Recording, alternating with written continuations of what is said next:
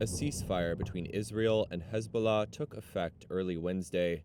The news was announced by U.S. President Joe Biden the previous day, speaking after both sides accepted an agreement brokered by the U.S. and France. This is designed to be a permanent cessation of hostilities. What is left of Hezbollah and other terrorist organizations will not be allowed, I emphasize, will not be allowed to threaten the security of Israel again. Biden spoke shortly after Israel's security cabinet approved the agreement in a 10-1 vote.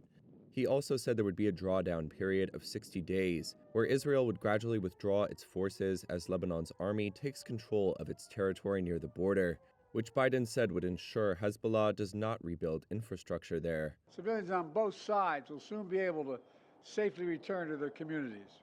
Lebanon's foreign minister said earlier in the day that their army would have 5,000 troops deployed as Israeli forces withdrew.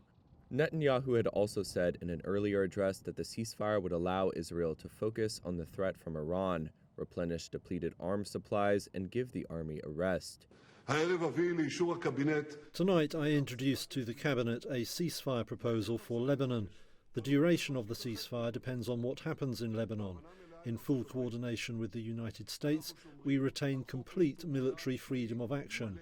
Should Hezbollah violate the agreement or attempt to rearm, we will strike decisively. If it tries to rebuild its fortifications along the border, we will strike.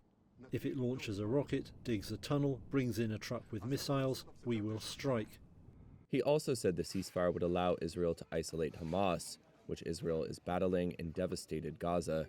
There was no indication the truce would help deliver a ceasefire or hostage release deal with Hamas. Biden leaves office in January. However, he said his administration would continue to push for a Gaza truce after the Israel-Lebanon deal, and for an agreement to normalize relations between Saudi Arabia and Israel.